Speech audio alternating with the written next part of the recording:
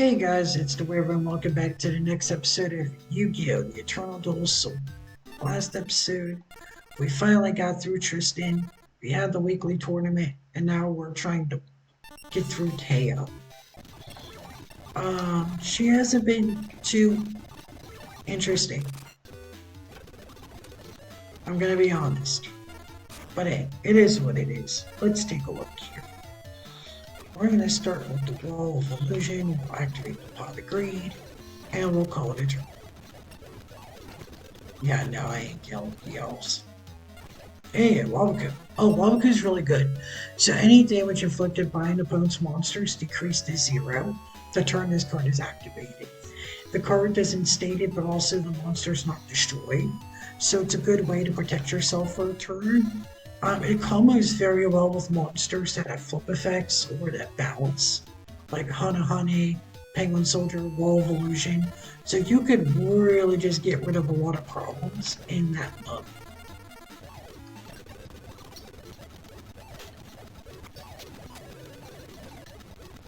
Okay.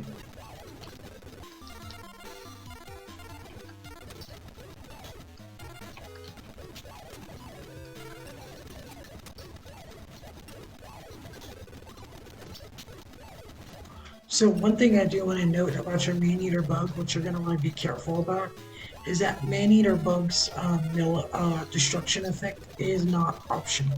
You have to do it if he's flipped. So just keep that in mind if cards like Soldier and Valiant White or that forced flipping occurs.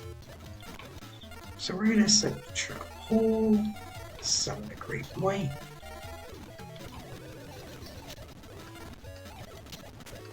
Okay. Here we go.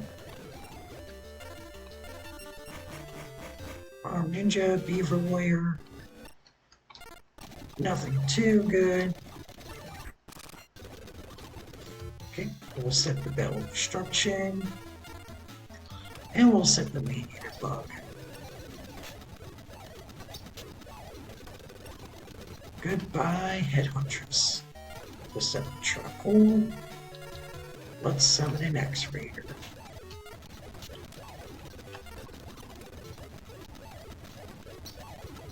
Okay.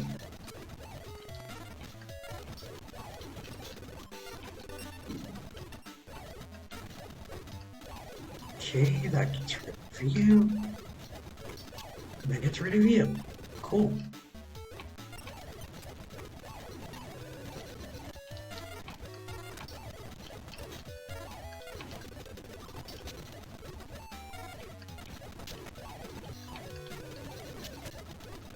Alright, we're starting to swing through these like crazy, actually.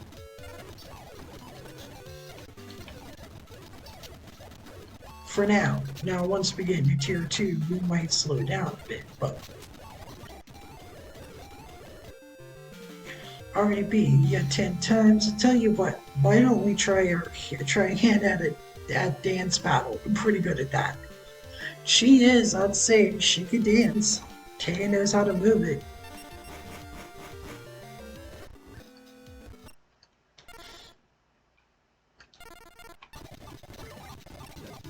Okay, there we go.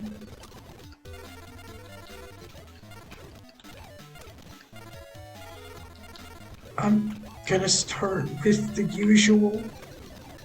There we go. Oh, don't. Oh, my god. What the frig? The wall does not attack. It's a wall. It can't attack. So quit making it attack.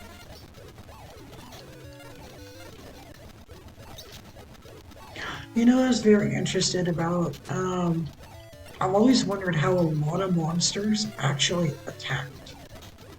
Like, yeah, no, you're not hurting me. Like, there's just a lot of monsters that, you know, are in the game of Yu-Gi-Oh! And it makes me wonder, do they attack with lasers? Do they breathe fire? What do they do? I've always thought that to be interesting.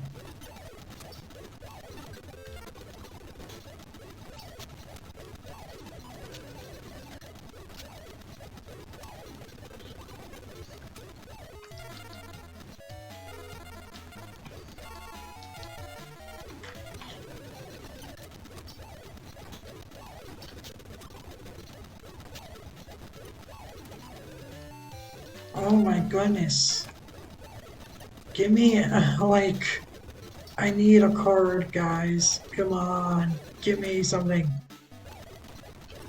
Pot of Greed.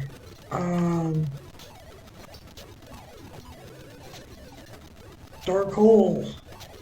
Surge Revealing Light. Not that. Um, you know what, actually? That would work. Where are you? There you are. We take your Mystic Elf. I could put it in defense mode. I just start boistering the defenses. Oh, there's the Trap Wolf I ever needed. But I don't think Teo tribute summons, so I'm not sure.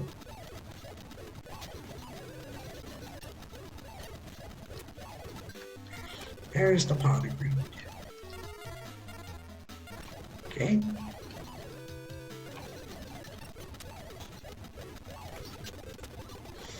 Yeah, I mean, like, is this seriously gonna be the battle where I just log it?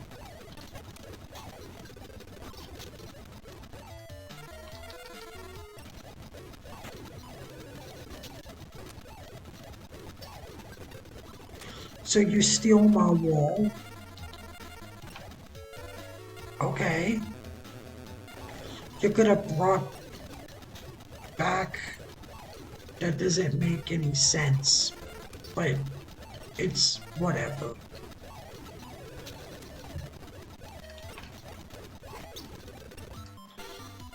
No.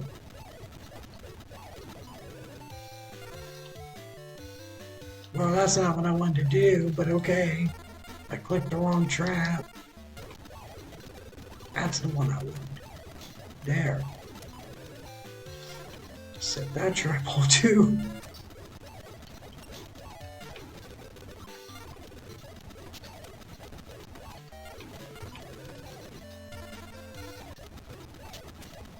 And we win. That took a bit of time, but hey. Gaining Guma. A crab that binds its enemy with a sticky web and attacks them with its sharp claws. Kamakari Man. A man-shaped mantis with two razor-sharp sides. Okay. Sleeping Lion. A very vicious creature that's best left sleeping. I don't believe that, but okay. Scalential. Flip. You can draw a card. That's a good draw card this early in the game. And then the Steel Ogre Grotto number 1. A steel idol worshipped in the land of machines. You know, you would think with the cool names that they got, they would give them better stats or effects, but no. I mean, the Lord is great, don't get me wrong. Worshipped in the land of machines. What the hell are they worshipping? He ain't that good.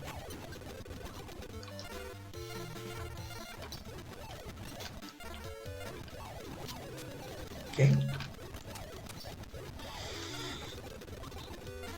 Are you serious, bro?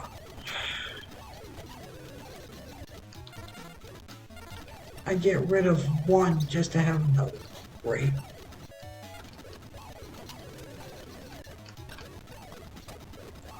Then again, you could see, I claim that Yugi didn't help with this deck, but you could definitely see Yugi's influence on the deck, as Yugi is actually a very big fan of the monsters, like the Gemini elves and such. Spellcasters, if you get my drift. And that tends to be a reoccurring theme with Taya, is her spellcasters. Right. Yeah, I don't know, Taya. I don't know. Hey, cool. Polymerization. I can finally have fusion monsters. And the Kariba. Do the la la la la la la. Yes. I love fucking Kariba. That's awesome. Do the fa la la la la la. Okay. Let's see here.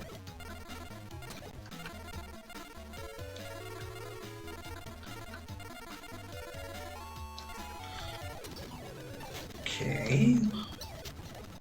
Alright, got rid of the water remote. What the hell is with you in getting those elves?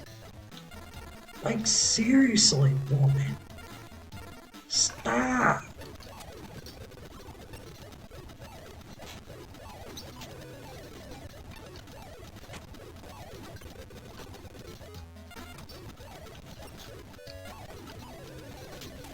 Okay, got rid of the water robotics.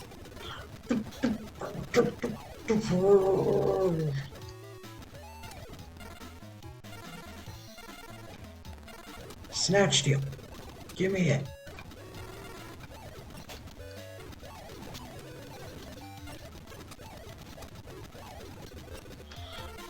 I...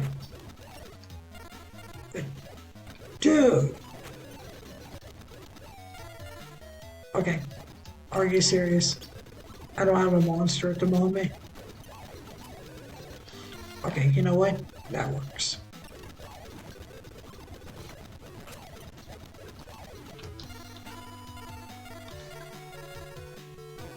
Okay.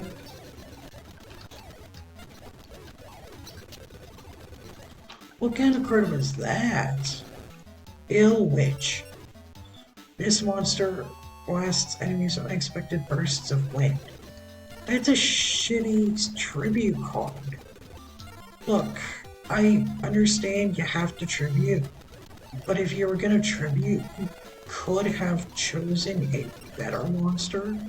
At least a monster with 2,000 attack. 1,600, like my rogue doll has that much attack. What? What?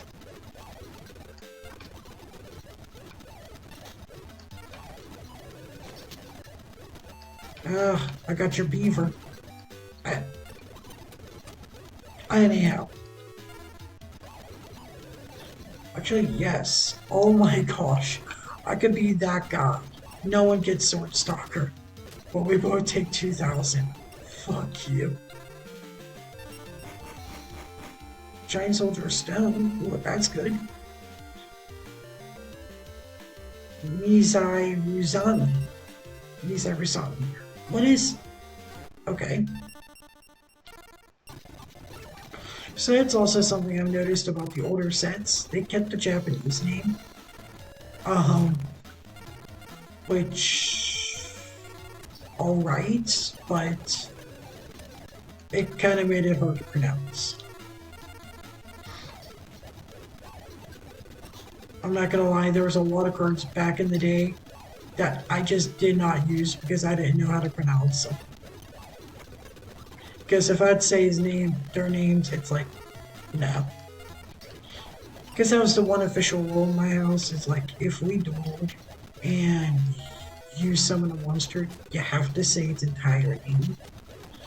And when you can't say the name, yeah, no. I think it got to the point where we just dropped the rule, and as long as you could pronounce like the second part of the name, like how there's the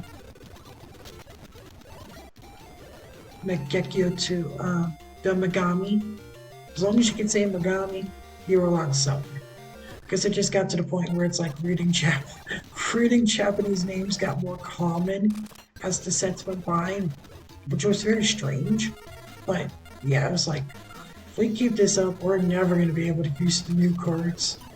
So it became a gentleman's rule in the house. So, you know, fun times.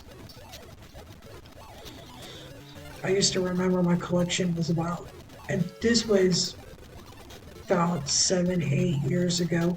My collection was huge enough so people could go through all of my cards and they could make their own decks and we'll have tournaments with them.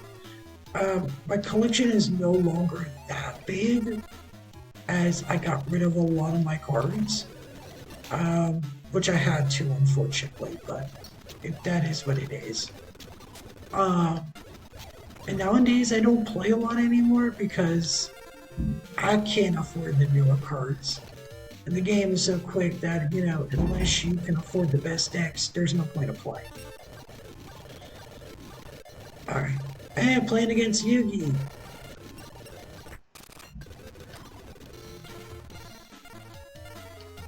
Okay, so let's see here.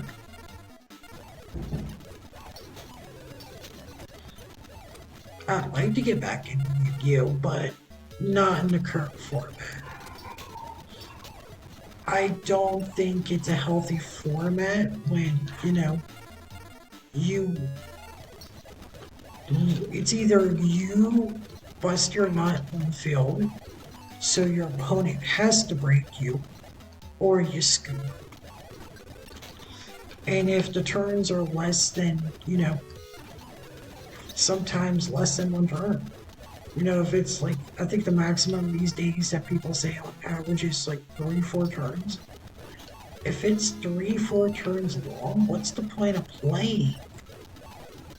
I get it, it's fun to build strategies that are broken and that your opponent can't break or stop, and you get a form of satisfaction out of it, but it's just like, I think it's more interesting and more fun if the game is, played like chess, where it takes about 8-9 turns, you're really deep in this, you have to think your way out. I think those are more interesting than bum rushing the game. Don't get me wrong. I can OTK. I'm not gonna lie.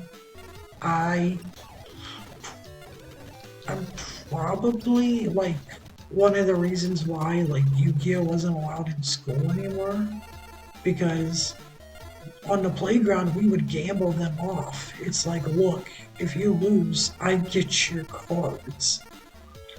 And I played, at that time, Future Fusion was not errata, it was not banned. Plus you didn't play with the ban list when you played, basically Playground Yu-Gi-Oh! It was whatever cards you had. And so I played, and the only reason why I got these cards was because, I told my friend for them and beat him, my middle school friend. And I played Over Dragon Future Fusion, because I had the Future Fusion, the Power Bonds, and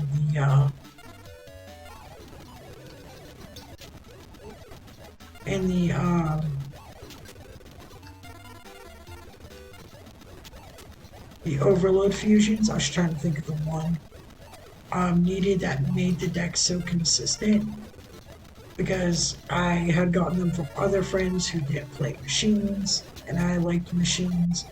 And you modify your deck and challenge you to another game, sure. Did you use any cards from your side deck? I don't have a side deck. And it was just like one of the best things about early Yu-Gi-Oh! It was also during the time of like early to late GOAT format. So if I wasn't playing that, I was playing GOAT Control with Metamorphosis and Scapegoat.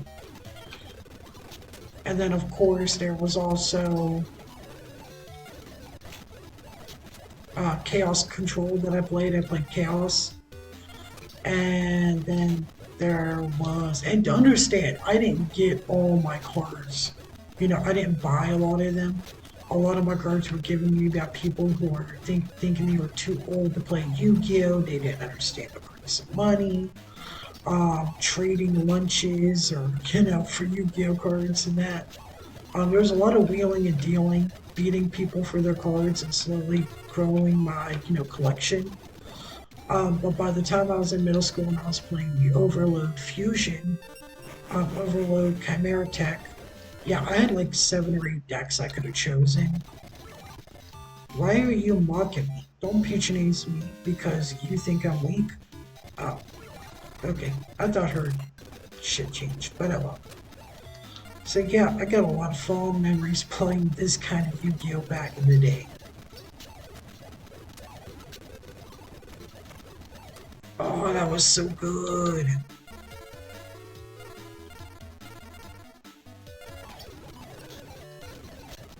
That was just so perfect.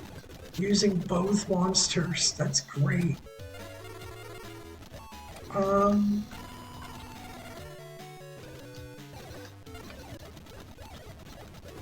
yeah, let's, hold on. Mm, let's snatch you.